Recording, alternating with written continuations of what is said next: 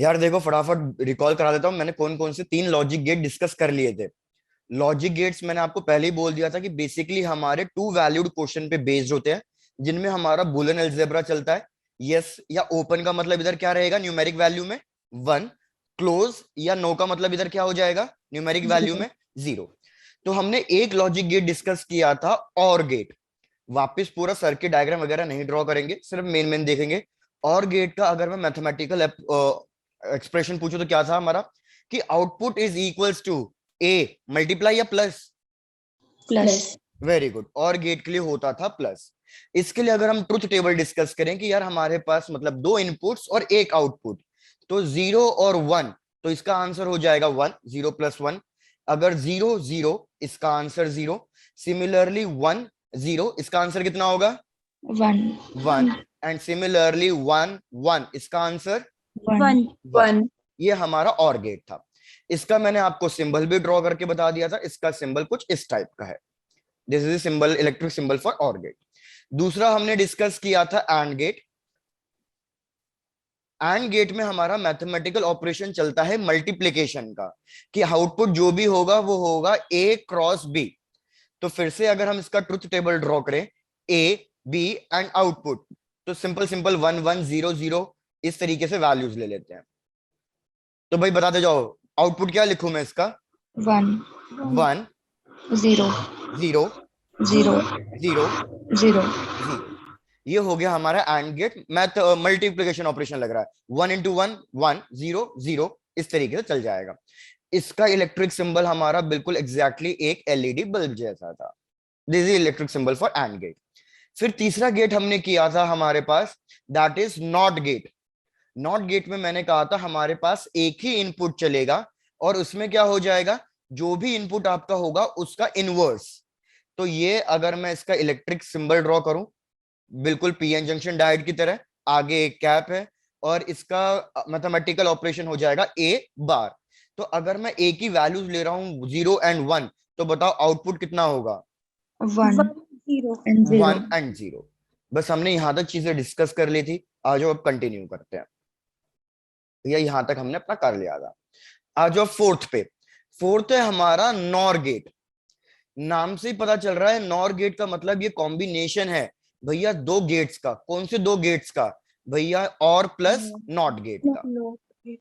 और plus not, तो symbol भी बिल्कुल वैसा ही है इलेक्ट्रिक सिंबल, कि यार आपने और गेट का साइन बनाया और आगे एक कैप बना दी, तो ये बन गया हमारा नॉर गेट का इलेक्ट्रिक सिंबल। भैया अब इसका ट्रुथ टेबल डिस्कस करेंगे, तो ट्रुथ टेबल में क्या होगा, और है तो सबसे पहले आउटपुट कितना आएगा ए प्लस बी, मतलब हमें 2 इनपुट्स देने हैं। उसके बाद इसका क्या करना है हमें, नॉट, मतलब इसका इनवर्स करना है। तो इसका ट्रुथ टेबल डिस्कस करके बताओ इसका ट्रुथ टेबल कैसा बनेगा। भैया वही 4 वैल्यूज ले लो जो हमारी सिंपल है, 1 1 0 0 कॉम्बिनेशन में, 1 0 एंड 0 1। बताओ आउटपुट क्या लिखूं मैं। सर फाइनली बताना है। फाइनल बता दो, या ऐसा कर लो पहले वाई लिख लो और फिर फाइनल आउटपुट को वाई डैश कर दो। चलो, सर y आ जाएगा 1 वाई आ जाएगा 1, वेरी गुड। 0। 0, भाई पहले तो ऐड ही करना है, सबको समझ में आ रही है ये वाली बात। पहले और ऑपरेशन लगाना है तो पहले तो ऐड ही करना है। 1 + 1 1, 0 + 0 0, 1 + 0 1, 0 + 1 1। 1 अब इसका आपको इनवर्स, इसका नॉट ऑपरेशन लगाना है, तो 1 का 0 हो जाएगा 0, इधर 1 1 0 एंड 0। 0। यार सब लोग चेक कर लो, सबको ये चीज क्लियर हो गई। Yes sir. वेरी सर बढ़िया। सिमिलरली हमारे पास आ जाएगा फिफ्थ गेट। फिफ्थ गेट कौन सा है हमारे पास, नैंड गेट। तो इसको भी आप लॉजिकली समझ सकते हो कि ये भी 2 गेट्स का वो है कॉम्बिनेशन। कौन से 2 गेट्स का कॉम्बिनेशन होगा, and gate plus not gate. तो इसका इलेक्ट्रिक सिंबल हमारा वही एलईडी वाला, कि ये हमारा एलईडी, आगे ए कैप, और अगर मैं इसको मैथमेटिकल ऑपरेशन में लिखूं तो ये हो जाएगा ए इंटू बी और उसका इनवर्स। तो चलो अब मेरे को फिर से इसका ट्रुथ टेबल डिस्कस करके बताओ कि इसका ट्रुथ टेबल हम क्या लिखे।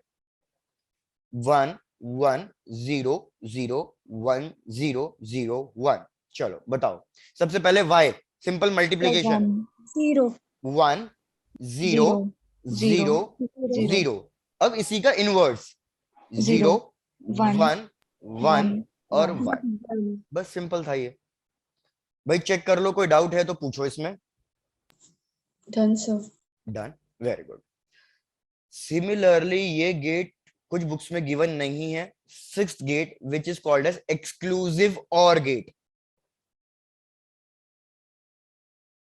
X or gate, exclusive or gate. यार इसकी खासियत क्या है? सीधी सीधी बात है, इसमें अगर आपके दो इनपुट्स डिफरेंट होंगे तो इस केस में ये आंसर देगा यस। अगर दोनों इनपुट सेम होंगे तो ये आंसर देगा नो। क्या ये चीज क्लियर हुई है? Yes sir. डन। तो आप यहाँ पे लिख लो अगर कंफ्यूजन है कि ये जीरो कब देगा, when both the inputs are same. When both inputs are same. और ये वन कब देगा? ये वन देगा when both inputs are different.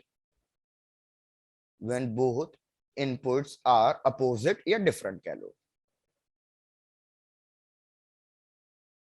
तो इसका ट्रुथ टेबल ड्रॉ करेंगे तो देखो बिल्कुल सिंपल है इसका ट्रुथ टेबल, और इसका इलेक्ट्रिक सिंबल भी ड्रॉ करेंगे।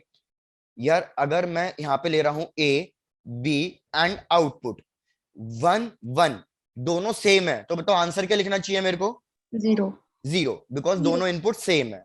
सिमिलरली अगर मैं लिख रहा हूं 0 0, क्या आना चाहिए आंसर? 1। अभी भी 0 आना चाहिए। मैंने कहा जब भी दोनों इनपुट सेम होंगे आंसर 0 आएगा। सिमिलरली 1 और 0, अब दोनों इनपुट्स अलग हो गए तो अब आपके पास आंसर 1 आएगा। सिमिलरली 0 1, अभी फिर से दोनों इनपुट्स अलग हो गए तो आपके पास फिर से आंसर 1 आ जाएगा। तो अगर मैं इसका मैथमेटिकल ऑपरेशन देखूं कि यार इसका मैथमेटिकल ऑपरेशन क्या लग रहा है, तो लग तो इसमें प्लस ही रहा है, तो आप इसमें लिखोगे y is equal to a plus B. लेकिन बस इस प्लस में ना हम ऐसा एक जीरो बना देते हैं, a plus be with this round mark. तो ये हमारा एक्सप्रेशन हो जाएगा फॉर एक्सक्लूसिव और गेट। इसका सिंबल ड्रॉ करेंगे तो बिल्कुल वही लॉजिक है कि सबसे पहले आप एक और गेट ड्रॉ कर दो, इस और गेट के आगे बस आपको ये लाइन ड्रॉ करनी है इस तरीके से। तो ये हो जाएगा हमारा electric symbol for exclusive or gate. Check कर लो किसी को कोई डाउट तो नहीं है एक्सक्लूसिव और गेट में? No sir. Okay.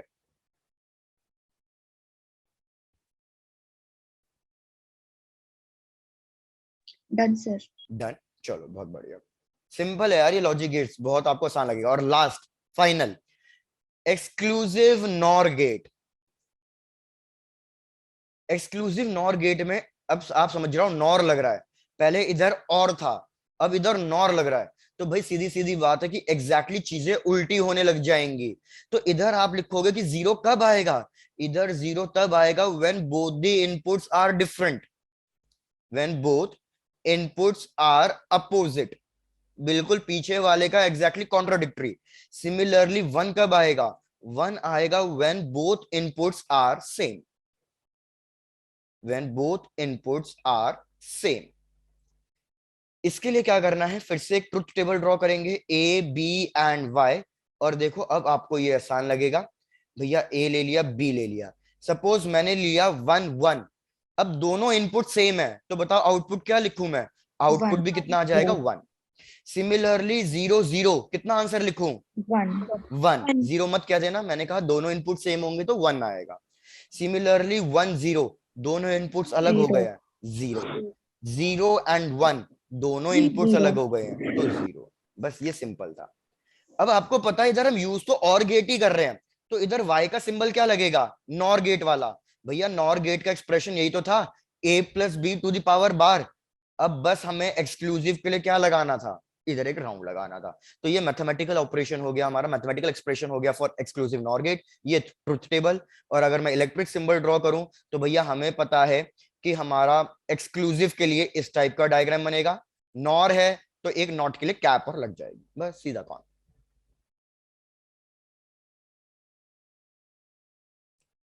Done sir. Done.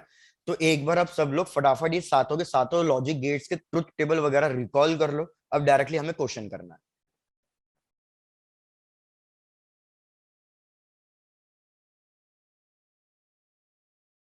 एक बार स्टार्टिंग से कर रहा हूं, चेक कर लेना कोई भी डाउट हो तो, क्योंकि अब ये माइंड में आपको बिठाना है।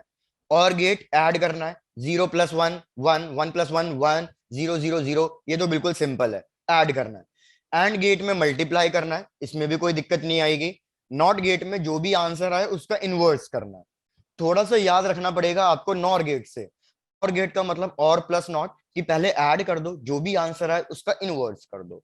फिर आएगा नैंड गेट। नैंड गेट का मतलब पहले मल्टीप्लाई कर दो, फिर जो भी उसका आंसर है उसका इनवर्स कर दो। सिक्स्थ और सेवंथ बिल्कुल नहीं चल रहे हैं, कि भाई सिक्स्थ का मतलब कि जब हमारा आंसर 0 आएगा जब दोनों इनपुट सेम होंगे, मतलब अपोजिट हरकतें कर रहा है। जब दोनों इनपुट अपोजिट होंगे तो आंसर 1 आएगा। तो 1 1, हमारे दोनों इनपुट सेम है लेकिन आंसर 0, इस तरीके से। और फिर एक्सक्लूसिव नॉर गेट, कि भैया 0 आएगा जब दोनों इनपुट्स अलग होंगे, 1 आएगा जब दोनों इनपुट सेम होंगे। Simple logic. सबका रिकॉल हो गया तो आ जाए क्वेश्चन स्टार्ट कर दें। Yes sir. चलो डन। तो let's start with the question. भाई एक ये क्वेश्चन है आपकी एनसीईआरटी का ही है, कि ये हमारे पास एक गेट गिवन है, आप अपने आप देख लोगे कौन सा गेट है, और इसको हमने दो इनपुट्स में डिवाइड कर दिया। ये हमारे दो इनपुट्स, और इसको हमने फिर से पास कर दिया है एक और नॉर गेट से। आपको इसका ट्रुथ टेबल ड्रॉ करना है और आपको बताना है कि ये फाइनल कौन से लॉजिक गेट की तरह एक्ट कर रहा है। आई रिपीट, भैया हमारे पास दो लॉजिक गेट्स है, मेरे को बताना ये दोनों कौन से लॉजिक गेट्स हैं। इलेक्ट्रिक सिंबल देख के बताओ। सर फर्स्ट वाला नॉर है। फर्स्ट वाला नॉर है, दूसरा वाला, दूसरा वाला भी नॉर गेट है। दोनों सेम ही तो हैं, बस हमने क्या कर दिया, जो फर्स्ट वाले नॉर गेट का आउटपुट आया उस आउटपुट को हमने दो पार्ट्स में स्प्लिट कर दिया है और फिर उसको एक फाइनल आउटपुट से लिया है। क्या सबको ये चीज समझ में आ रही है? Yes sir. चलो तो ऐसा करते हैं, फर्स्ट वाला मैं ही एक्सप्लेन कर दूंगा, चेक कर लेंगे। ऐसा करते हैं कि भैया ए और बी इस आउटपुट को कुछ ना कुछ लिख लेते हैं, कि सपोज ये आउटपुट कितना आया है, सी आया है। इस सी को मैंने दो इनपुट्स में डिवाइड कर दिया, y1 y2, और ये मेरे पास फाइनल आउटपुट आया y। चलो लेट्स स्टार्ट। भैया ट्रुथ टेबल बनाना स्टार्ट करते हैं। सबसे पहले ए और बी का, ए और बी के लिए वो चार कॉम्बिनेशंस ले लो जो भी आ रहे हैं आपके पास। आपको पता है कौन से चार कॉम्बिनेशंस होते हैं, वो ले लो। सबसे पहले तो 1 1 0 0 1 0 0 1। बताओ भाई आंसर क्या लिखूं नॉर गेट का, मतलब सी आउटपुट क्या आना चाहिए? सर 0। तो हमें पता है और गेट में पहले ऐड करेंगे।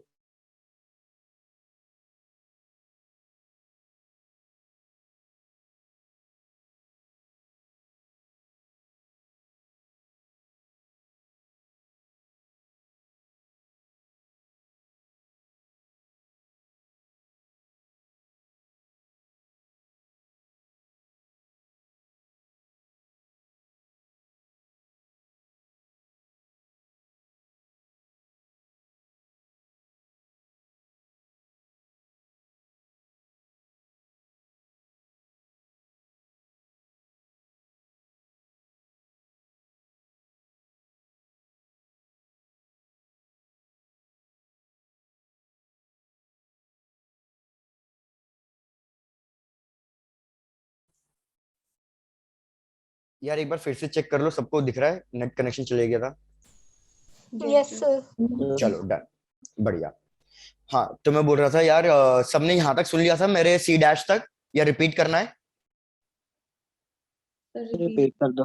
रिपीट करना है ना? ठीक है ठीक है ठीक है, क्योंकि मेरे को पता नहीं चला कहाँ तक हमारा डिस्कनेक्ट हो गया। ये लो यार, मैंने क्या बोला, सबसे पहले मैंने क्या लगाया है, ए प्लस बी। मैंने ए प्लस बी के चार कॉम्बिनेशन ले लिए जो हमारे पास होते हैं। क्या चार कॉम्बिनेशन है? ये 1 हो सकता है, ये 1 हो सकता है तो 1 1, फिर ये 1 हो सकता है, ये 0 हो सकता है तो 1 0, फिर ये भी हो सकता है कि ये 0 हो ये 1 हो तो 0 1, दोनों 0 0। आप हमेशा इस टाइप से चार कॉम्बिनेशन ले ही लोगे जब भी हमारे पास दो इनपुट्स होंगे। अब नॉर गेट का मतलब क्या था? नॉर गेट का मतलब था और प्लस नॉट। तो सबसे पहले मैंने और लगा दिया ऑपरेशन, और लगा दिया तो 1 + 1 कितना आएगा? 1। 0 + 0 0, 1 + 0 1, 0 + 1 1। मैंने पहले और ऑपरेशन लगा दिया, लेकिन ये हमारा नॉट गेट था, नॉर गेट था। तो मतलब अब मेरे को इसका इनवर्स करना है। तो मेरे पास फाइनल ये सी डैश आउटपुट कितना आएगा? 1 का इनवर्स 0, फिर 0 का इनवर्स 1, 0 0। अब चेक कर लो, आपको यहां तक मैंने ड्रॉ मतलब कंप्लीट कर दिया, यहां तक कोई डाउट तो नहीं है? No sir. No sir. हमारा फर्स्ट नॉर गेट कंप्लीट। अब मैं आपको क्या कह रहा हूं, आपको इसी को जो आउटपुट आया है ना, इसी आउटपुट को दो कॉम्बिनेशंस, दो बार डिवाइड करना है। तो सपोज ये y1 और ये मैं y2 की वैल्यू डिस्कस कर रहा हूं। तो अगर यहाँ पे 0 आया है तो 0 0 दोनों से 0 0 जाएगा। क्या ये बात समझ में आ रही है आपको? अगर यस यहां सर। से आंसर 0 आया है तो मतलब इसी को मैंने दो बार फीड कर दिया है बस। अगर 1 है तो मतलब इसी 1 को मैंने दो बार फीड कर दिया है, तो यहाँ पे कितना हो जाएगा? 1 1। उसके बाद 0, तो फिर से यहाँ पे कितना फीड हो जाएगा? 0 0 0, तो फिर से 0 0 फीड हो जाएगा। प्लीज सब लोग चेक कर लो, मैंने y1 और y2 का जो ट्रुथ टेबल ड्रॉ किया है, क्या उसमें किसी को कोई डाउट है? No sir. No, sir. चलो डन भाई, बहुत बढ़िया। तो अब फिर से वही करना है कि भैया सबसे पहले लिख दो इसको y। y मतलब इन दोनों का और ऑपरेशन लगाना है, क्योंकि ये नॉर गेट है। तो 0 प्लस 0 कितना आएगा? 0। 1 Zero. Plus 1 1। One. 0 plus 0 0। Zero. 0 plus 0 0। अब Zero. इसी का फिर नॉर ऑपरेशन लगा दो। तो मेरे को बताओ आंसर कितना होगा? Reverse 1 zero 0 one 1 one. 1. 1। ये फाइनल ट्रुथ टेबल है। अभी आपको ये थोड़ा सा लेंथी लगा होगा क्योंकि आपको प्रैक्टिस नहीं होगी। अदरवाइज जब आपको प्रैक्टिस हो जाएगी ना, तो आप देखोगे आप ये सी और ये y1 y2 और y वाला टेबल ड्रॉ ही नहीं करोगे अकॉर्डिंग टू दी प्रैक्टिस। आप directly A B C dash और y डैश लिखा करोगे फिर जब प्रैक्टिस हो जाएगी। तो हमारा ये ट्रुथ टेबल ड्रॉ हो गया, फर्स्ट पार्ट कंप्लीट। अब आइडेंटिफाई करके बताओ कि ये किसकी तरह एक्ट कर रहा है, ये फाइनल लॉजिक गेट किसकी तरह एक्ट कर रहा है, चलो बताओ। तो Sir, देखो or. इनपुट्स 1 और 1, आंसर 1 आया तो मल्टीप्लीकेशन भी हो सकता है, ऐड भी हो सकता है। और की तरह। 0 0, ये आ रहा है हमारा 0, तो अभी भी ऐड या मल्टीप्लीकेशन कुछ भी हो सकता है। तो डिसाइड कौन करेगा? डिसाइड हमेशा ये दो, ऐड होगा तो 1 आएगा, मल्टीप्लाई होगा तो 0 आएगा। तो इधर 1 आ रहा है तो मतलब इधर क्या हो रहा है? ये ऐड। ऐड हो रहा है। नीचे वाले को भी देख लो, 0 प्लस 1 1 आ रहा है तो ऐड हो रहा है। तो ये फाइनल कौन से गेट की तरह बिहेव कर रहा है? और की। और गेट की तरह Or बिहेव gate. कर रहा है। बिल्कुल सुहानी, बिल्कुल सही। भाई सब लोग चेक कर लो ये क्वेश्चन में कोई दिक्कत? No, sir. No sir. तो अगर इसी पे एक क्वेश्चन दे दूं जो एम्स में आया हुआ है, करोगे सॉल्व? Yes, sir. Yes, चलो sir. डन, बढ़िया। बढ़ चलो नेक्स्ट, हो गया ना सबका कंप्लीट? Yes sir. डन, चलो। तो आ जाओ नेक्स्ट क्वेश्चन पे। नेक्स्ट क्वेश्चन थोड़ा सा भैया लेंथी सा लग सकता है, मैं पहले डायग्राम ड्रॉ कर देता हूँ।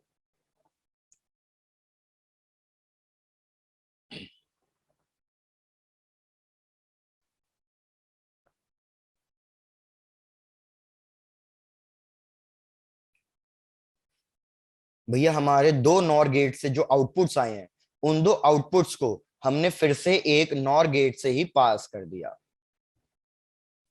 बस ये फाइनल डायग्राम है। आपको इसका ट्रुथ टेबल ड्रॉ करना है और चेक करना है कि ये फाइनल किसी लॉजिक गेट की तरह बिहेव कर रहा है या नहीं कर रहा है, और क्या है फाइनल लॉजिक। चलो इसको कुछ नाम दे देते हैं, जो भी आपको लेना है। फाइनल आउटपुट y, इधर क्वेश्चन देख लो अपने आप। चलो एक मिनट, सॉरी डायग्राम अभी पूरा कंप्लीट नहीं हुआ है, सॉरी सॉरी। ये लो ए एंड बी।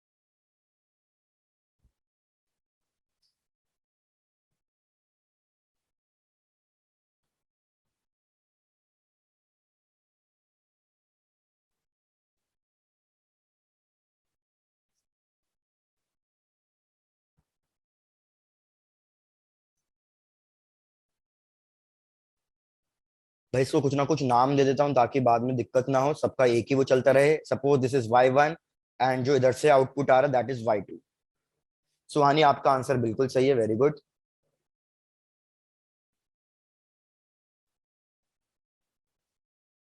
और एक बार मेरे को फाइनल ट्रुथ टेबल का भी वो दे दो, फाइनल ट्रुथ टेबल क्या आ रहा है, मतलब वाई का क्या आंसर आ रहा है, वाई।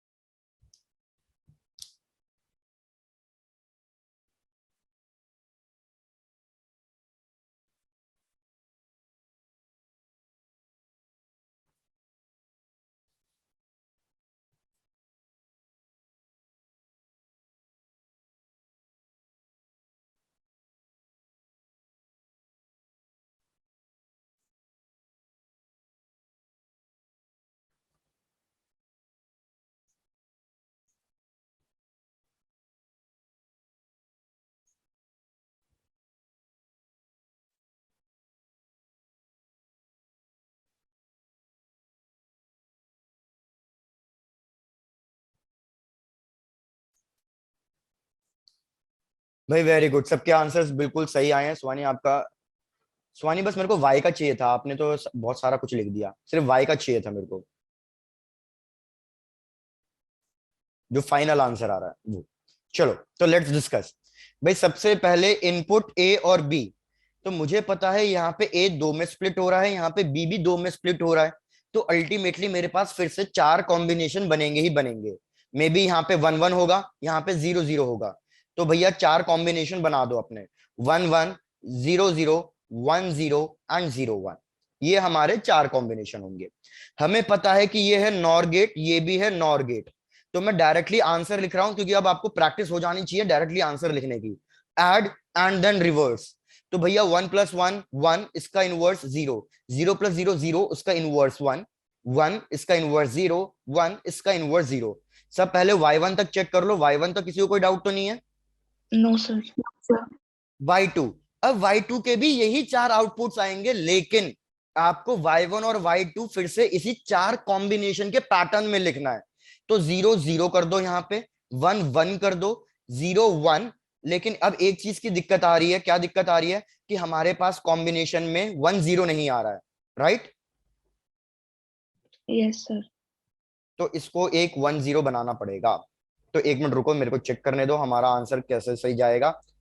ये हो गया हमारा y1, y2, 1 1। मेरे को एक मिनट यहाँ से इसको ठीक करने दो, अभी अपने आप कॉम्बिनेशन बन जाएगा, रुक जाओ भैया। 1 1 का इनवर्स हो जाएगा 1 0, ये हो गया 0 0 इनवर्स 1, में 1 नहीं आएगा।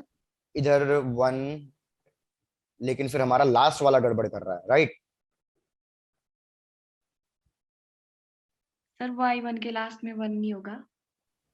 y1 के लास्ट में 1, इसमें क्यों भाई? 0 + 1, 0 + 1। अच्छा हाँ ठीक है, डन, मेरी गलती, सही है। प्लीज सब लोग चेक कर लो भैया, अब सब कुछ ठीक चल रहा है या नहीं चल रहा है, एक बार देख लो। ये आ जाएगा हमारा 1 1 0, अब ठीक है। किसी के लिए रिपीट करना है y1 और y2? No sir.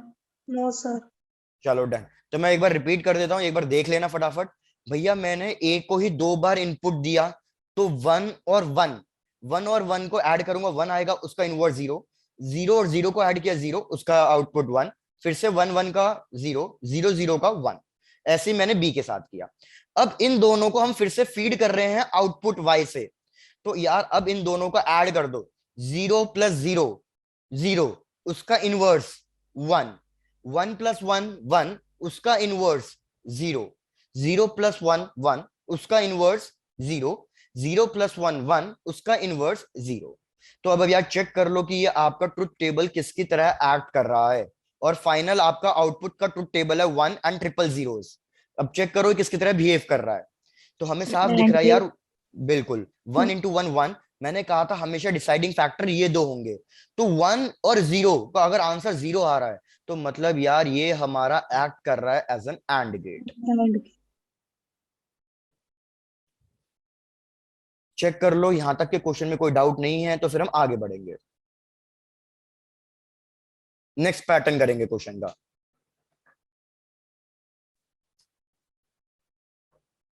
डन भाई सर। जल्दी, डन डन। सर। चलो मैं नेक्स्ट क्वेश्चन ड्रॉ कर रहा हूं, एक बार देख लो, थोड़ा सा टाइम लग सकता है इसको ड्रॉ करने में। It is in the form of outputs. भैया हमें ग्राफ कुछ इस तरीके से गिवन है।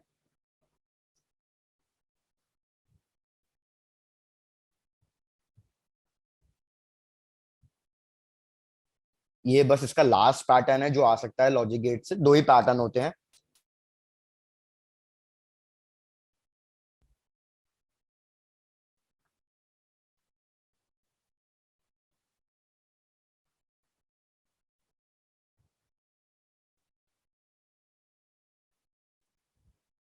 भैया क्वेश्चन ने बोला हुआ है कि ये हमारा एक इनपुट है ए, ये हमारा एक इनपुट है बी, और ये मैं आपको ग्राफ ड्रॉ करके दे रहा हूं अब आउटपुट का।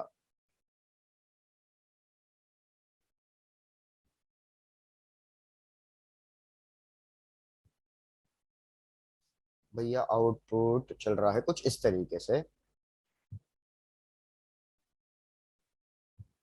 This and this. यार इसको टाइम पीरियड्स के उसमें डिवाइड कर लो। टाइम पीरियड्स बता देता हूँ कैसे गिवन है, एक बार मैं लाइन ड्रॉ कर देता हूँ सारी, उसके बाद देख लेते हैं। भैया ये वाली लाइन हमें गिवन है कि ये स्टार्ट हो रहा है टाइम इंटरवल T2 से, फिर ये वाली लाइन हमें गिवन है कि this is time interval T2।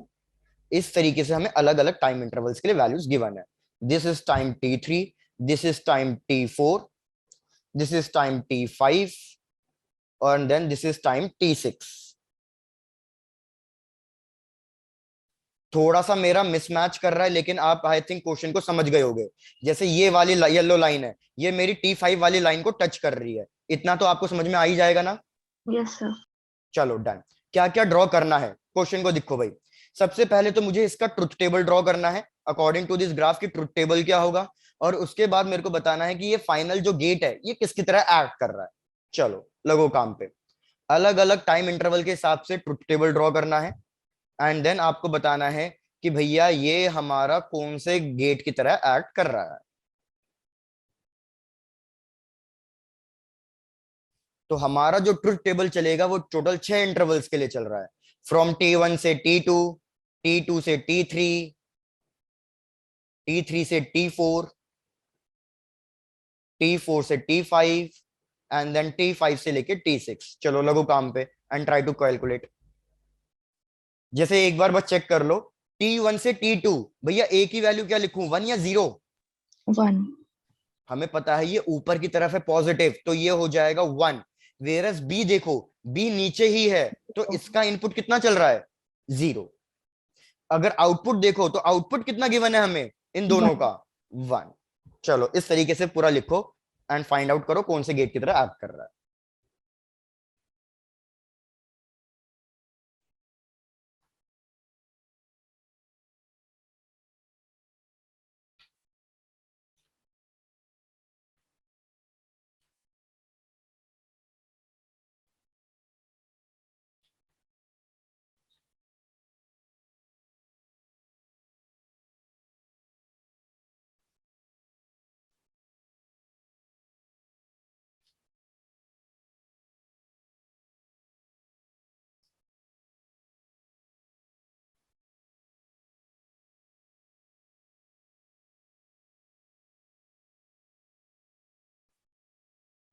Sir और गेट। चलो चेक कर लेते हैं भाई फटाफट।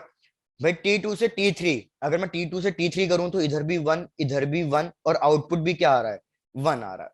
T3 से T4, T3 से T4 अगर मैं देखूं भैया, इधर चल रहा है 0। हमारा इनपुट 1, इधर 1, तो इधर भी कितना आ रहा है, 1। फिर लास्ट T4 से सेकंड लास्ट T4 से T5, 0। इधर कितना चल रहा है, इधर भी 0, 0। तो आउटपुट भी कितना आ रहा है, 0। 0 आ रहा है।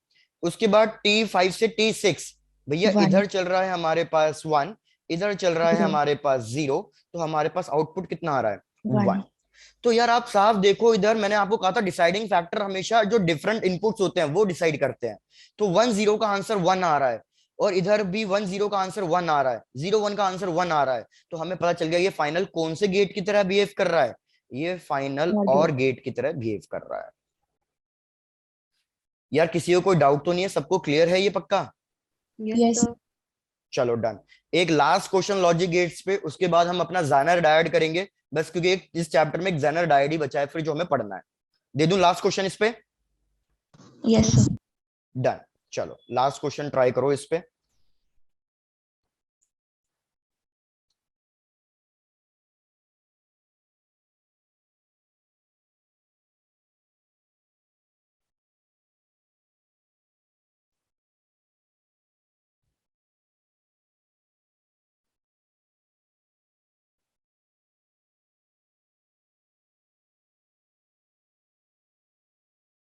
और फिर उसके बाद लास्ट ये।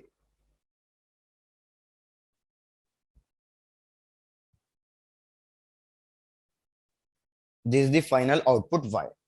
हमारे पास यहाँ पे चल रहे हैं टोटल 3 इनपुट्स, ए बी और ये लास्ट इनपुट सी।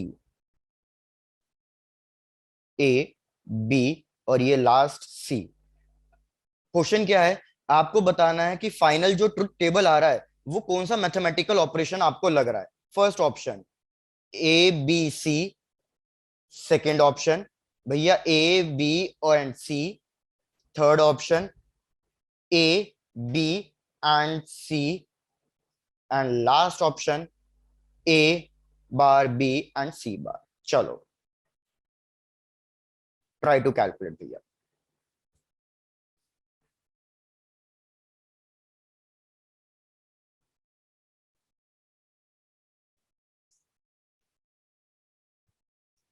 सबसे पहले ट्रुथ टेबल ड्रॉ कर लेना भैया, उसी के बेसिस पे कहानी चलेंगी।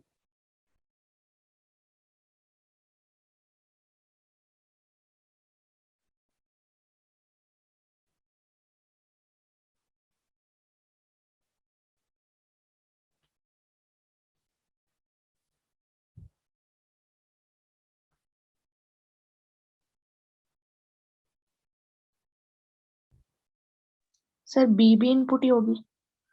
हाँ बी भी इनपुट ही है। सर तो फिर इसको हम एज ए बी लेंगे पहले, फिर बी सी। जैसे देखो, सबसे पहले अगर आप ए ले रहे हो तो इसका आउटपुट आप कुछ भी मान लो y1, तो y1 क्या हो जाएगा मेरा, अगर ये 0 है तो ये 1 1, अगर ये 1 है तो ये क्या हो जाएगा 0। 0। सिमिलरली लेकिन सी के साथ वो कॉम्बिनेशन में चल सकता है, तो इसलिए यही वैल्यूज आप दोबारा ले लो। दोबारा ये वैल्यूज क्या ले लोगे आप, 0 तो 1, 1 तो 0। 0। सिमिलरली बी, बी की वैल्यूज के साथ कोई फर्क नहीं पड़ रहा, तो बी की वैल्यूज भी आप इसी तरीके से ले लो कि या तो यार 0 0 हो सकती है, या क्या हो सकती है ये वैल्यू 1 1। 1 हो सकती है। सिमिलरली अब सी के लिए भी यही चीज प्लॉट कर लो, चेक कर लो क्या क्या आपके साथ हो सकते हैं।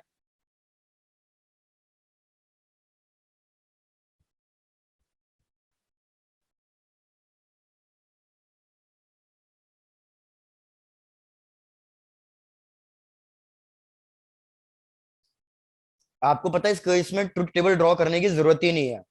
क्या विदाउट ट्रुथ टेबल ट्राई करोगे? यस भाई सर। देखो, ट्रुथ टेबल ड्रॉ करने की जरूरत ही नहीं है, इसमें आप डायरेक्टली मैथमेटिकल ऑपरेशन से सॉल्व करो। भाई y1 बेसिकली क्या है, देखो मैथमेटिक्स तरीके से सॉल्व करेंगे। y1 बेसिकली मेरा a बार है, चेक करो सही लिखा है या नहीं लिखा मैंने। यस सिमिलरली y2 क्या है, y2 मेरा c बार है। सब लोग प्लीज यहां तक चेक करो, कोई दिक्कत तो नहीं है। No sir. उसके बाद ये वाला गेट कौन सा है, ये और है, और ये वाला गेट कौन सा है, ये नॉट है। तो अगर मैं इन दोनों को कंबाइन करके एक सिंगल गेट भी तो बना सकता हूं। इन दोनों को नॉर। कंबाइन करके एक सिंगल गेट क्या बन जाएगा, नॉर। Nor gate. तो यार नॉर गेट के लिए जो आउटपुट आ रहा है वाई, भाई ध्यान दो मैथमेटिकली सॉल्व करेंगे, आउटपुट नहीं देखेंगे क्योंकि इधर आउटपुट बहुत कॉम्प्लिकेटेड बनेगा। तो इधर मैं वाई लिखूंगा कि भैया मेरे पास y1 आ रहा है ए डैश, मेरे पास सी डैश आ रहा है y2, और जो b है वो एज इट इज जा रहा है, जो b है वो एज इट इज जा रहा है। इसका नॉर ऑपरेशन लगाना है, तो नॉर ऑपरेशन में मैंने इन तीनों को ऐड कर दिया, और इसके ऊपर एक फाइनल क्या लगा दूंगा मैं, इसके ऊपर फाइनल एक बार लगा दूंगा। प्लीज सब लोग ये चेक करो यहां तक सबको समझ में आया या नहीं आया है। Yes sir. भाई आई रिपीट, मैंने y1 को लिखा a बार, y2 को लिखा c बार, और b तो मेरा एज इट इज चल रहा है। ये और गेट से पास कर रहे हैं, तो मतलब मेरे को इन तीनों को क्या करना था, मेरे को इन तीनों को ऐड करना था, और के बाद मैंने नॉट लगाया है, मतलब इनका जो भी आउटपुट आएगा उसका मेरे को क्या करना है, मेरे को उसका इनवर्स करना है। अब इसको सिंप्लीफाई कर दो और चेक करो कि क्या आंसर आ रहा है आपका, बस आपका यहीं पे क्वेश्चन खत्म हो जाएगा। चेक करो भाई, क्या मैं a बार टू दी बार इसको लिख सकता हूँ, ये सिंपल a बन जाएगा। Yes sir. Sir C c option. Bar to the power bar, ये सिंपल फिर से क्या बन जाएगा, C. Plus b B. Bar to the power bar, ये फिर से क्या मतलब b बार, ये ऐसा बन जाएगा। Yes sir. Yes sir. बस चेक करो यहां तक, done sir, C option. c option, किस्सा खत्म।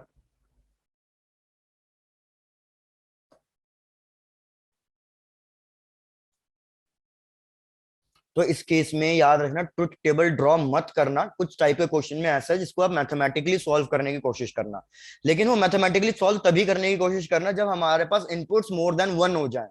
अगर इनपुट्स एक या दो चल रहे हैं तब तो आपको ट्रुथ टेबल से ही फाइंड करना है। अगर इनपुट्स मोर देन वन मतलब टू हो जाए तो उस केस में याद रखना ट्रुथ टेबल मत ड्रॉ करना, क्योंकि जब इनपुट्स मोर देन थ्री हो जाते हैं तो आपके फिर चार कॉम्बिनेशन नहीं बनेंगे। मैथ्स में 10th क्लास तक पढ़ा होगा, अगर मेरे पास तीन इनपुट्स है तो फिर मेरे पास 6 या 9 कॉम्बिनेशन बनेंगे, तो आप उसको सॉल्व नहीं कर पाओगे। डन भैया अब सर। आगे बढ़ चले। Yes sir. चलो डन, आ जाओ भाई। हमारा एक लास्ट टॉपिक बचा है चैप्टर का, दैट इज जेनर ब्रेकडाउन। सबसे पहले आप मेरे को याद दिलाओ जेनर ब्रेकडाउन से पहले कि मैंने आपको forward biasing and reverse biasing पढ़ाया है। क्या होता है फॉरवर्ड बाइसिंग में एंड क्या होता है रिवर्स बाइसिंग में, मेरे को रिकॉल कराओ जल्दी। सर फॉरवर्ड बाइसिंग में डिप्लीशन लेयर की विड्थ कम हो जाती है। भाई पहला पॉइंट मैंने आपको बताया था, वेरी गुड। फॉरवर्ड बाइसिंग में हमारी जो डिप्लीशन लेयर की विड्थ है वो डिक्रीज कर जाती है। सेकेंड पॉइंट, करंट कैसा फ्लो करता है, लार्ज या छोटा? Sir large. रेजिस्टेंस कितना होता है? Sir almost zero. बिल्कुल, रेजिस्टेंस ऑलमोस्ट जीरो, तो करंट की वैल्यू हमारी बहुत लार्ज होती है। और मैंने आपको तीसरा पॉइंट बताया था कि तीसरा पॉइंट फॉरवर्ड बाइसिंग में कि हमारा नेट वोल्टेज कितना हो जाता है, नेट वोल्टेज सब्ट्रैक्ट हो जाता है V माइनस VB। बीबी। भाई ध्यान रखो ये अभी हमारे बहुत काम का है इसलिए आपको बता रहा हूं। उसके बाद आ गए रिवर्स बाइसिंग पे। रिवर्स बाइसिंग के ये तीनों पॉइंट्स याद दिलाओ। सर डिप्लीशन लेयर की विड्थ इंक्रीज हो जाएगी, वेरी गुड। रेजिस्टेंस इनफाइनाइट हो जाएगा, करंट जीरो हो जाएगा, और resistance V infinite, current zero almost. और और थर्ड वी वाला net, point? Sir V net V plus VB add up हो जाएगा। वेरी गुड, चलो यहां तक। अब ध्यान दो, जेनर ब्रेकडाउन से पहले आपको दो चीजें और याद रखनी है जो हमने करंट इलेक्ट्रिसिटी में पढ़ी हुई है। करंट इलेक्ट्रिसिटी में देखते हैं किस किस को याद है। करंट इलेक्ट्रिसिटी में मैंने आपको चार टाइप के सर्किट डायग्राम पढ़ाए थे, open circuit, close circuit, short circuiting, ये सब वगैरह। तो सबसे पहले आप मेरे को बताओ ओपन सर्किट। ओपन सर्किट के अंदर हमारा करंट कितना फ्लो करता था और पोटेंशियल कितना होता था। उसके बाद दूसरा आप मेरे को बताओ शॉर्ट सर्किट में, शॉर्ट सर्किट में पोटेंशियल कितना होता था और करंट कितना फ्लो करता था। चलो भैया याद है या नहीं? देखो ओपन सर्किट का डायग्राम ड्रॉ कर रहा हूं। ओपन सर्किट का मतलब था यहां पे मेरे पास एक बैटरी है, बैटरी का कोई इंटरनल रेजिस्टेंस है और ये हमारा दैट्स इट। इसको मैंने किसी एक्स्ट्रा सोर्स से कनेक्ट नहीं किया। मतलब जैसे मैं अपने घर में एक सेल खरीद के लेके आया हूं, उस सेल को मैंने किसी भी चीज से कनेक्ट नहीं किया, बस ऐसे के ऐसे मेरे हाथ में ही रखा हुआ है। इसका EMF E और इसका रेजिस्टेंस स्मॉल r। तो मेरे को बताओ इससे करंट कितना फ्लो करेगा? Sir zero. Very good. और क्या कहते हैं EMF की वैल्यू कितनी होगी? भाई रिपीट, इधर देखो। आपको थोड़ा सा शुरू से रिकॉल कराना पड़ेगा तो ही आपको याद आएगा। सबसे पहले सिर्फ ओपन सर्किट की बात करो, या ये लो एक मिनट क्लोज सर्किट की बात करते हैं, आपको उससे समझाता हूं। यार प्लीज एक मिनट रुकना, I am getting an urgent call, एक मिनट।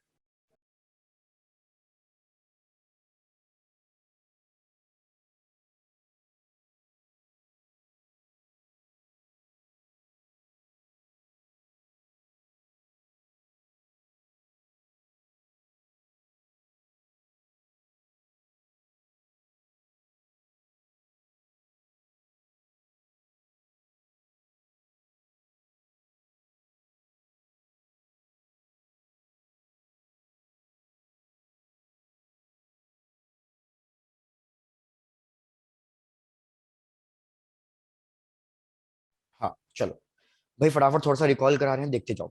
यार ये मैंने एक बैटरी ली, ये इंटरनल रेजिस्टेंस ड्रॉ कर दूंगा और यहाँ पे एक एक्सटर्नल रेजिस्टेंस है। ये मैंने इंटरनल रेजिस्टेंस लिया, EMF ये R लिया, ये मेरा पॉइंट A है, ये मेरा पॉइंट B है और ये मेरा एक्सटर्नल रेजिस्टेंस है R। यार आपको पता है कि करंट हमेशा कौन से टर्मिनल से फ्लो करेगा? पॉजिटिव टर्मिनल से फ्लो करेगा और वो वापस कहां जाएगा? नेगेटिव टर्मिनल में जाएगा। चेक करो इसमें कोई दिक्कत है? No sir. डन। अगर मैं आपसे इस केस में पोटेंशियल डिफरेंस कैलकुलेट करने के लिए पूछता, पोटेंशियल डिफरेंस मतलब V A B, V A B का मतलब है V A minus V B, तो बताओ आप इस केस में क्या इक्वेशन लिखोगे अपनी?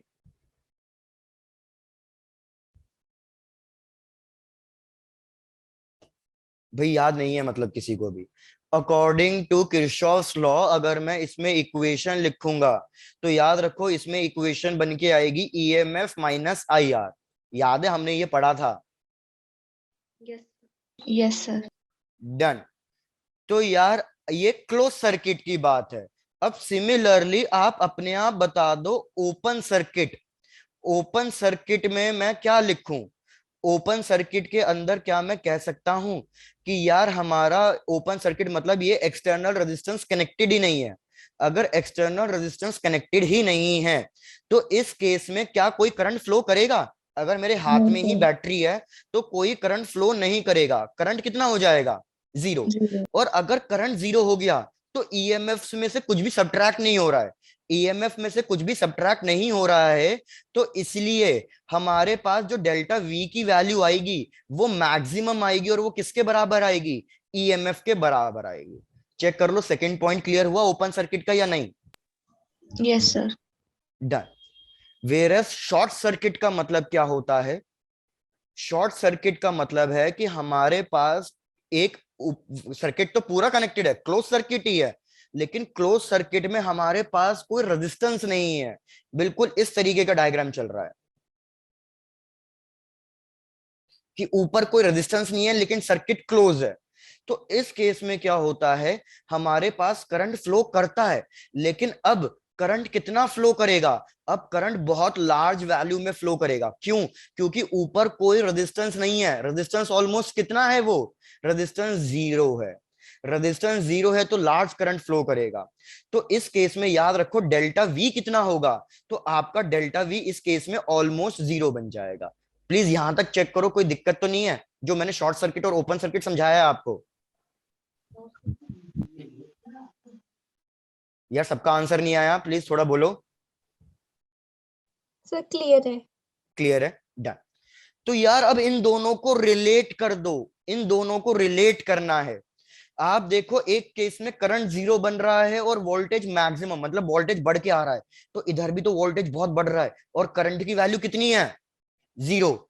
तो क्या मैं कह सकता हूं रिवर्स बाइसिंग ऑलमोस्ट एक किसकी तरह बिहेव करेगा? Open open circuit. सर्किट की तरह। वेयरएज एक केस में हमारे करंट की वैल्यू लार्ज आ रही है, रेजिस्टेंस ऑलमोस्ट जीरो हो रहा है और पोटेंशियल ड्रॉप डिक्रीज होके जीरो बन रहा है, तो हमारा जो शॉर्ट सर्किट है वो ऑलमोस्ट किसकी तरह बिहेव कर रहा है? फॉरवर्ड बाइसिंग की तरह बिहेव कर रहा है। क्या यहां तक चीजें क्लियर हो गई हैं? Yes sir. डन। अब मैं आपको जेनर ब्रेकडाउन समझा सकता हूं। अब जेनर ब्रेकडाउन आपको बहुत इजीली समझ में आ जाएगा। भाई जेनर ब्रेकडाउन के लिए मैं ड्रॉ कर रहा हूं पीएन जंक्शन का डायग्राम, फटाफट और चेक करना आपको समझ में आया या नहीं आया, ताकि हम कम से कम एक क्वेश्चन तो कर सके। भैया ये बैटरी ली, हमें पता है कि जेनर ब्रेकडाउन में हम रिवर्स बाइसिंग करते हैं, ये चीज याद रखना। अगर मैं जेनर ब्रेकडाउन की बात कर रहा हूं तो जेनर ब्रेकडाउन का मतलब है रिवर्स बाइसिंग करना। ये फॉरवर्ड बाइसिंग में नहीं चलेगा, रिवर्स बाइसिंग में चलेगा। अब जेनर ब्रेकडाउन के टाइम क्या करते हैं यार, ये हमारा जो पीएन जंक्शन है ना, ये हमारी लेयर बन जाएगी, आपको पता ही है बैटरी की जगह एक्ट करेगी, और ये हमारा जंक्शन। ये डायग्राम हमने तो कितनी बार डिस्कस किया हुआ है। ये नेगेटिव टर्मिनल और ये पॉजिटिव टर्मिनल। अब याद रखो जेनर ब्रेकडाउन की खासियत क्या होती है कि हमारा जो ये पीएन जंक्शन होता है ये हैवीली डोप्ड होता है। हैवीली डोप का मतलब क्या होता है? सर इसमें इम्प्योरिटीज ज्यादा ऐड की होंगी। वेरी गुड, इम्प्यूरिटीज बहुत ज्यादा है।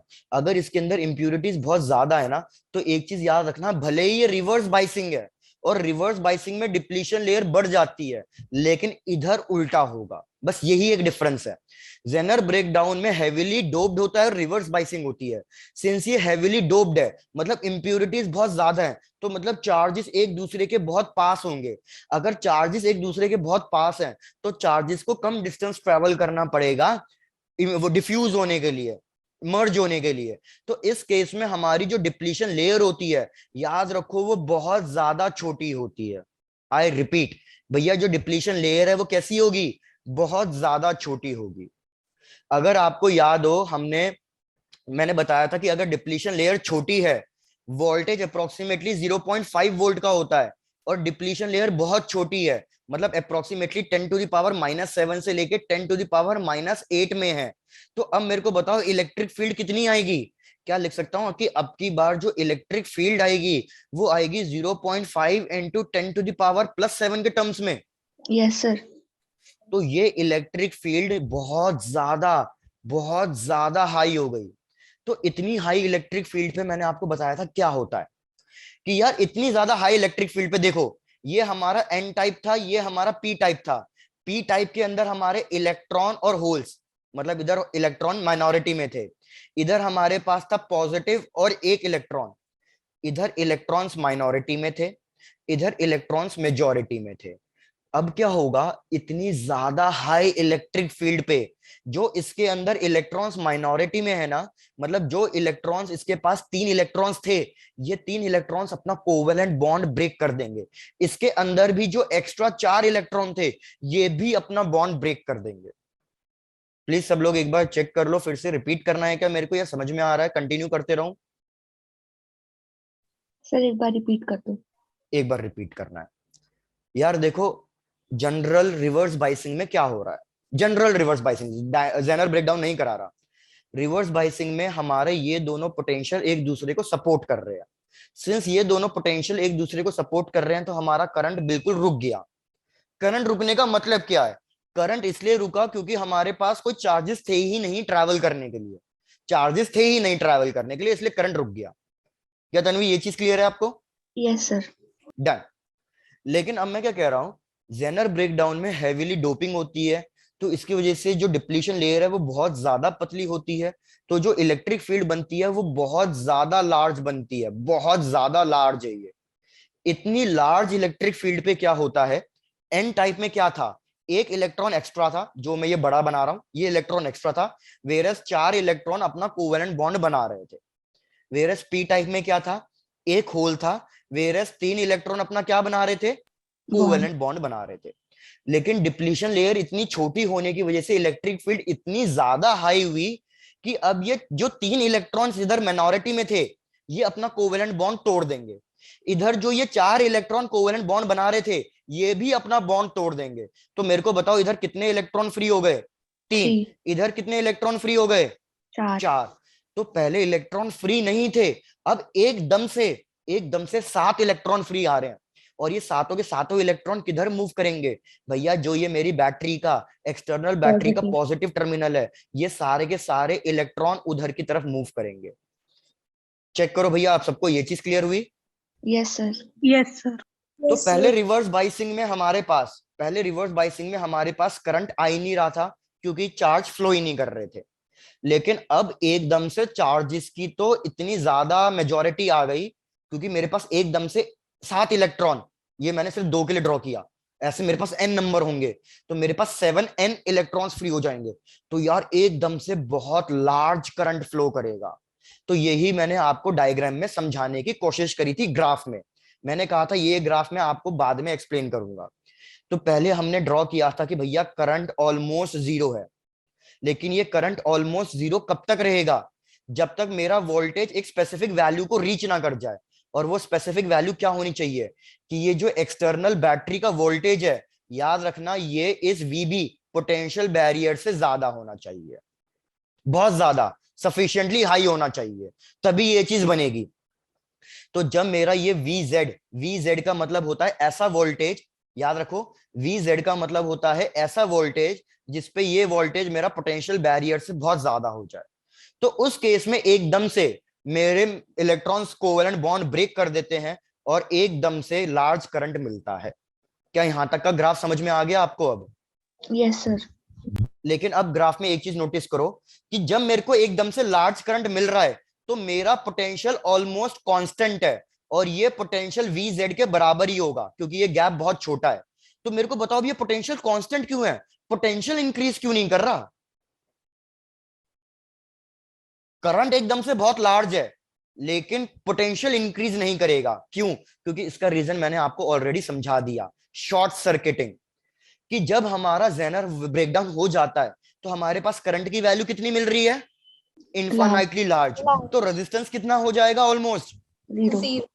और सिंस हमारा रेजिस्टेंस ऑलमोस्ट जीरो हो गया तो पोटेंशियल ड्रॉप कितना हो जाएगा, जीरो। तो इसलिए जब हमारा जेनर ब्रेकडाउन हो जाता है तो रेजिस्टेंस ऑलमोस्ट जीरो हो जाता है। यहां लिख लो कि हमारा रिवर्स बाइसिंग में वैसे तो करंट रेजिस्टेंस इनफाइनाइट था, आई रिपीट हमारा रेजिस्टेंस इनफाइनाइट था रिवर्स बाइसिंग में, लेकिन जब जेनर ब्रेकडाउन हो गया तो मेरे चार्जेस को अब कोई रेजिस्टेंस फील नहीं होगा, तो रेजिस्टेंस ऑलमोस्ट जीरो होगा, तो पोटेंशियल ड्रॉप ऑलमोस्ट जीरो होगा, इसलिए मेरा पोटेंशियल कैसा रहेगा, कांस्टेंट रहेगा। और यही हमारा यूज होता है जेनर ब्रेकडाउन का। तो इसलिए हम जेनर ब्रेकडाउन को किस तरीके से यूज करते हैं, आपने ये पढ़ा होगा एग्जाम के लिए। जेनर ब्रेकडाउन को हम यूज करते हैं, जेनर डायोड को हम यूज करते हैं एज अ वोल्टेज रेगुलेटर।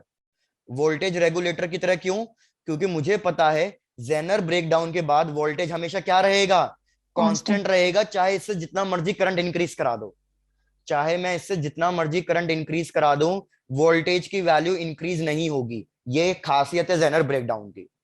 अब चेक कर लो, कोई डाउट तो नहीं है जेनर ब्रेकडाउन में? No sir. No sir. अब मैं आपको इसका सर्किट डायग्राम ड्रॉ करके दे रहा हूं जेनर ब्रेकडाउन का, ये आपके एग्जाम के लिए इंपॉर्टेंट है, चेक कर लो।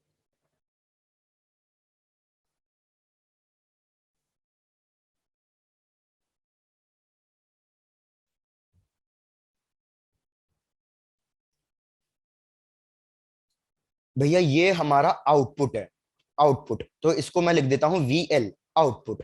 VL मतलब पोटेंशियल अक्रॉस लोड। तो यहाँ पे आप चाहे तो एक रेजिस्टेंस ड्रॉ कर सकते हो, जैसे मैंने आपको रेक्टिफायर में ड्रॉ करके बताया था, रेजिस्टेंस ऑफ द लोड, जैसे हमारा इलेक्ट्रिक बल्ब, AC वगैरह। ये मेरा इनपुट है, ये मेरा इनपुट, तो इसको लिख देता हूं Vin, इनपुट। यहाँ पे एक आप हमेशा एक्सटर्नल रेजिस्टेंस ड्रॉ करोगे सीरीज में, तो इसको हम हमेशा लिखेंगे RS। किससे ड्रॉ करेंगे ये, एक जेनर डायोड से। और जेनर डायोड एक PN जंक्शन ही होता है जो किस पे वर्क करता है भैया, रिवर्स बाइसिंग पे। तो मेरे को बताओ इनपुट का यहाँ पे कौन सा टर्मिनल लेना चाहिए और यहाँ पे कौन सा टर्मिनल लेना चाहिए, आपको पता है ना, ये P होता है, ये N होता है, तो यहाँ पे कौन सा टर्मिनल लूंगा, पॉजिटिव, और यहाँ पे कौन सा टर्मिनल लूंगा, नेगेटिव। यहां तक क्लियर हो गया? Yes sir. चलो समझो यार, हम क्या करते हैं अकॉर्डिंग टू द डोपिंग, हम जितनी ज्यादा डोपिंग या कम डोपिंग करेंगे ना, उसके हिसाब से हमारा जेनर ब्रेकडाउन वोल्टेज डिसाइड होता है कि जेनर ब्रेकडाउन वोल्टेज कितना होगा इस डिवाइस का, वो कांस्टेंट होता है। सपोज मैंने जेनर ब्रेकडाउन वोल्टेज 10 वोल्ट रखा कि भैया ये 10 वोल्ट है जिसपे ये ब्रेकडाउन हो जाता है, तो अब कहानी समझो। सपोज आपने 9 वोल्ट लगाया यहाँ पे, तो 9 वोल्ट पे आपका सर्किट काम नहीं करेगा, आपके सर्किट में यहां से तो करंट फ्लो करेगा रेजिस्टेंस से, लेकिन जेनर ब्रेकडाउन नहीं होगा, क्योंकि जेनर ब्रेकडाउन किस पे होता है, 10 पे। 10 तो वोल्ट। अगर मेरा इनपुट 9 वोल्ट है विच इज लेस देन 10, तो भाई इसमें क्या होगा, इसमें नॉर्मल रिवर्स बाइसिंग चलेगा। नॉर्मल रिवर्स बाइसिंग में करंट रेजिस्टेंस इनफाइनाइट, तो करंट की वैल्यू कितनी होगी, जीरो। तो हमारे इस सर्किट से मेरे AC, सपोज ये AC ले रहा हूं मैं, मतलब जो मेरे घर में AC लगा हुआ है, उससे कोई करंट फ्लो नहीं करेगा। लेकिन सपोज अब मैंने इससे 12 वोल्ट दे दिया, तो 12 वोल्ट से क्या होगा कि भैया मेरा जेनर ब्रेकडाउन 10 पे क्या हो गया, ब्रेक हो गया, तो इससे सिर्फ 10 ही फ्लो करेगा, तो बाकी रिमेनिंग 2 किससे फ्लो करेगा, इस वाले से। क्या ये चीज समझ में आ रही है आपको? Yes sir. तो मेरे AC में कितना वोल्टेज आएगा भैया, मेरा AC इस जेनर डायोड से पैरेलल में कनेक्टेड है, तो यहाँ पे 10 वोल्ट कांस्टेंट आएगा, फिक्स आएगा। अब सपोज आपने 15 कर दी, फिर क्या होगा भैया, जेनर डायोड पे अभी भी 10 का ही चलेगा, क्योंकि ब्रेकडाउन के बाद उसका वोल्टेज कांस्टेंट हो जाता है, तो रिमेनिंग 5 किसके पास जाएगा, रिमेनिंग 5 इस रेजिस्टेंस के पास जाएगा। तो अगर जेनर पे मेरा 10 आ रहा है, तो इसके पैरेलल में जो मेरा इलेक्ट्रिक डिवाइस कनेक्टेड है, इससे अभी भी कितना आएगा, 10 ही आएगा। तो देखो जेनर ब्रेकडाउन की वजह से जो मेरा ये एक्सटर्नल सर्किट है, उसकी वजह से हमेशा एक कांस्टेंट वोल्टेज ही फ्लो करेगा। जो वोल्टेज फ्लक्चुएशंस होंगे वो मेरे इस एक्सटर्नल रेजिस्टेंस से होंगे, तो मेरे इस इलेक्ट्रिक डिवाइस को कोई डैमेज नहीं होगा। क्या सबको जेनर ब्रेकडाउन का कॉन्सेप्ट समझ में आ गया है? Yes sir. Yes sir. चलो भाई बढ़िया, तो इसको नोट डाउन कर लो, इस पे एक क्वेश्चन देता हूं, आप ट्राई कर लेना। एक क्वेश्चन जो आया हुआ क्वेश्चन है वो ट्राई करेंगे। Done sir. डन, चलो तो ये लो भाई, एक क्वेश्चन देता हूं, let's try to solve it. भाई किसी किसी क्लास में तुम बच्चे बहुत ज्यादा जोश दिखाते हो, किसी किसी क्लास में बिल्कुल डाउन हो जाते हो। जैसे आज सिर्फ 2 ही बच्चे रिस्पॉन्ड कर रहे हैं हमारे।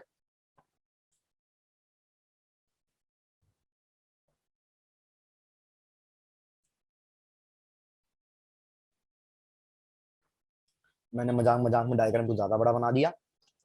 चलो भाई, क्वेश्चन कह रहा है कि इधर हमारे पास इनपुट है 90 वोल्ट का, इनपुट है, याद रखना ये चीज, इनपुट। यहाँ पे एक रेजिस्टेंस जो हम सीरीज में कनेक्ट करते हैं वो हमें गिवन है 4 किलो ओम्स का, तो ये किसकी तरह एक्ट करेगा, आर एस की तरह। मेरे को यहाँ पे कनेक्ट करना है एक जेनर डायोड। तो जेनर डायोड आपको पता है कि भैया इधर पी और इधर एन, ये पी और ये एन। जेनर डायोड को थोड़ा हम इस तरीके से ड्रॉ कर देते हैं ताकि जेड की तरह दिखाई दे ये, ताकि हमें पता चल जाए कि ये जेनर डायोड है। ये जेनर डायोड का ब्रेकडाउन वोल्टेज हमें गिवन है 30 वोल्ट। यहाँ पे हमारे पास एक एक्सटर्नल रेजिस्टेंस, जो मतलब इलेक्ट्रिक डिवाइस मेरे को कनेक्ट करनी है, वो गिवन है। इस इलेक्ट्रिक डिवाइस का कितना गिवन है, 5 किलो ओम्स गिवन है। भैया क्वेश्चन लिखो, क्वेश्चन क्या कह रहा है, find the current passing through the Zener diode in milliamperes. भाई यहां लिख रहा हूं, find the current passing through the Zener diode.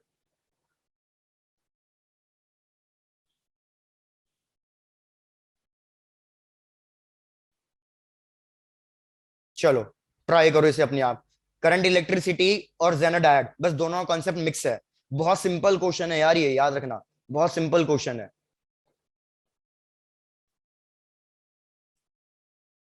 और इस टाइप का क्वेश्चन डेफिनेटली आपके नीट एग्जाम में आ सकता है अगर जेनर डायोड से आया तो।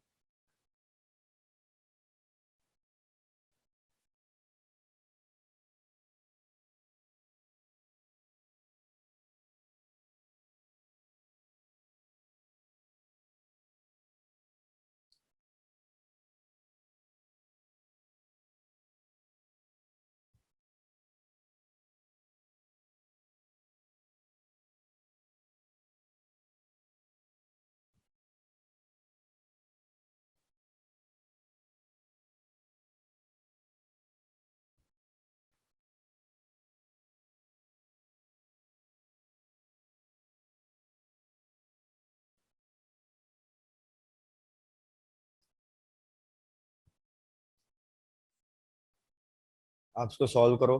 और यार अगर किसी का आंसर ना आ रहा हो या किसी को समझ में ही ना आ रहा हो कि कैसे करना है, तो प्लीज बता देना, फिर हम डिस्कस करेंगे, टाइम वेस्ट नहीं करेंगे।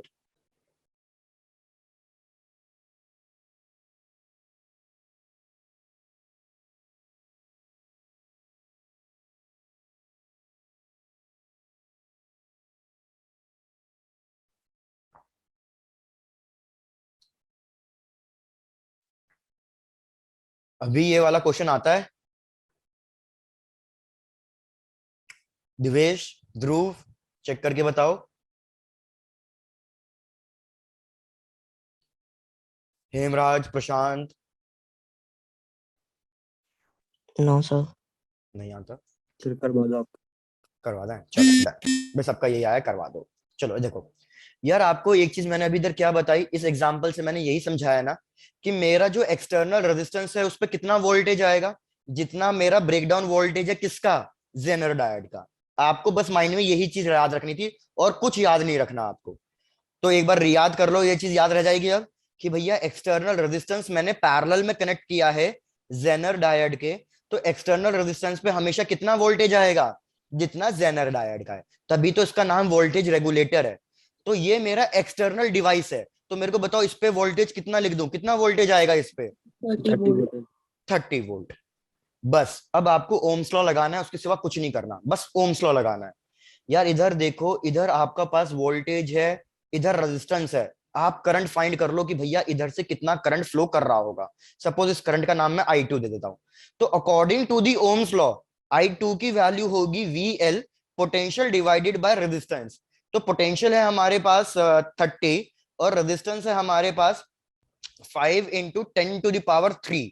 इसको ऊपर ले जाओ तो I2 की वैल्यू आ जाएगी 30/5 इंटू 10⁻³ और मैंने आपको पहले ही कहा कि हमें जो आंसर बताना है वो मिली एम्पियर्स में बताना है।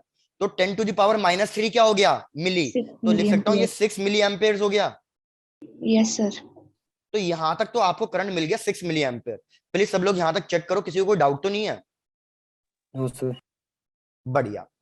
अब देखो सिंपल चीज, कि यार यहाँ पे करंट अगर 6 मिली एम्पेयर्स फ्लो कर रहा है, मेरे को यहाँ पे करंट पता करना है। सपोज इस करंट को ले दो I1, ये I2 था, तो I1 प्लस I2, यहां से टोटल करंट I फ्लो करेगा।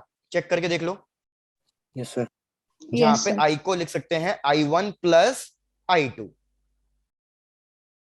यार प्लीज कोई डाउट तो नहीं है? चेक करो एक बार फिर से। No, sir. Done. No, sir. अब मैंने आपको एक और चीज क्या बताई कि सपोज मैं वोल्टेज 15 ले रहा हूं, तो जेनर तो सिर्फ अपना ही वोल्टेज लेगा 10, बाकी रिमेनिंग वोल्टेज किस पे जाएगा? External resistance पे.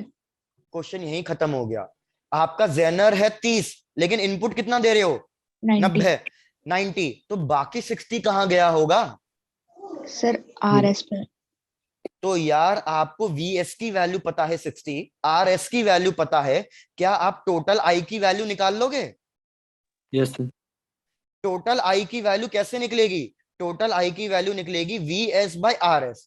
टोटल I की वैल्यू आ गई, आपको I2 की वैल्यू पता है, मेरे को I1 निकालना था। I1 मतलब current flowing through the Zener, तो ये कितना हो जाएगा? I minus I2। चलो कंप्लीट करो क्वेश्चन को। अब मैंने आपको सारे स्टेप बता दिए, और मेरे को बता दो क्वेश्चन डिफिकल्ट तो नहीं लगा आपको? No, sir. क्वेश्चन सिंपल ही था, बस हल्का सा ओम्स लॉ वाला कॉन्सेप्ट इंक्लूड, किरचॉफ लॉ और ओम्स लॉ, बस ये दो चीजें थी आपके पास, Kirchhoff law and Ohm's law. अगर रिपीट करना हो तो प्लीज बोल देना, कोई डाउट है कि सर नहीं समझ में आया रिपीट कर दो, तो रिपीट कर देंगे।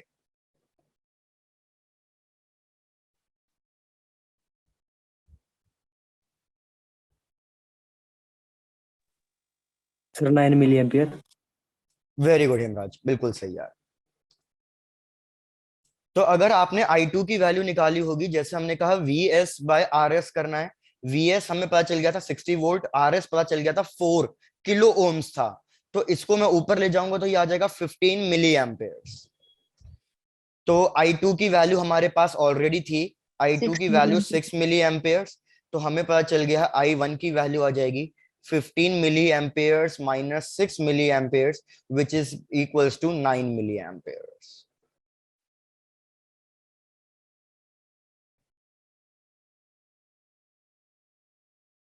Done, sir. Done, done. sir. चलो बढ़िया। तो एक और इजी क्वेश्चन कर ले। Yes, sir. Yes.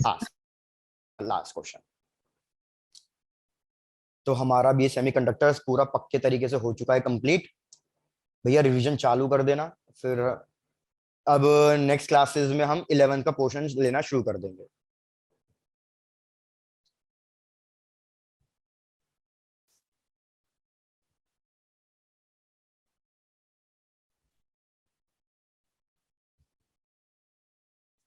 चलो देखो, ये क्वेश्चन सिंपल ही है, घबराना नहीं है देख के। भैया यहाँ पे 10 वोल्ट गिवन है, यहाँ पे रेजिस्टेंस गिवन है 2 किलो ओम्स, यहाँ पे एक रेजिस्टेंस गिवन है 14 किलो ओम्स, यहाँ पे एक डायोड कनेक्टेड है इस तरीके से, डायोड 1, यहाँ पे एक रेजिस्टेंस 12 ओम्स, 12 किलो ओम्स, और यहाँ पे एक डायोड कनेक्टेड है D2 एंड D1। क्वेश्चन क्या बोल रहा है? फाइंड द वैल्यू ऑफ, हमें करंट मार्क कर रखे हैं कि भैया यहां से करंट फ्लो कर रहा है I, यहां से करंट फ्लो कर रहा है हमारे पास I1, इस वाले सर्किट से I1, और यहां से कुछ ना कुछ करंट फ्लो कर रहा है I2, यहां पे I2। हमें I1 I2 और इसकी वैल्यू फाइंड करनी है। Find the value of I1 and I2। Question clear है आपको? Yes, sir. चलो देखो, तरीका बताता हूं कैसे करना है, सिंपल क्वेश्चन है। सबसे पहले तो ये चेक करो diode 1 and diode 2 forward biasing है या रिवर्स बाइसिंग है या जेनर डायोड है। ये जेनर डायोड नहीं है, क्योंकि जेनर डायोड होते तो मैं इस तरीके का जेड ड्रॉ करता, लेकिन मैंने जेड ड्रॉ नहीं किया है। तो ये कैसा है? नॉर्मल डायोड है। चेक करो ये नॉर्मल डायोड हमारा फॉरवर्ड बाइसिंग है दोनों के दोनों, या रिवर्स बाइसिंग है? चेक करके बताओ। Sir, forward. भाई दोनों के दोनों फॉरवर्ड बाइसिंग है, क्योंकि इसका पॉजिटिव टर्मिनल इसके पॉजिटिव के साइड ही आ रहा है, उसका पॉजिटिव टर्मिनल भी इसके पॉजिटिव के साइड ही आ रहा है। दोनों के दोनों अगर फॉरवर्ड बाइसिंग है, तो दोनों के दोनों कितना रेजिस्टेंस ऑफर करेंगे? 0. Very good, 0। अब आपने ये चीज पढ़ रखी होगी, सपोज यहां से करंट फ्लो कर रहा है 5 एम्पियर्स, यहाँ पे एक वायर है, यहाँ पे एक वायर है। सपोज इसका रेजिस्टेंस मैंने लिया 1 ओम्स, इसका रेजिस्टेंस मैंने लिया 10 ओम्स। मेरे को बताओ ज्यादा करंट कहां से फ्लो करेगा, ऊपर से या नीचे से? सर ऊपर से। ऊपर से फ्लो करेगा क्योंकि इसका रेजिस्टेंस कम है, तो ऊपर से मे बी 4 एम्पेयर्स फ्लो कर जाए, नीचे से 1 एम्पेयर्स। लेकिन अगर मैं आपको कह दूं कि भैया रेजिस्टेंस नीचे है, ऊपर कोई रेजिस्टेंस ही नहीं है, तो अब सारा का सारा करंट कहां से फ्लो करेगा? ऊपर से।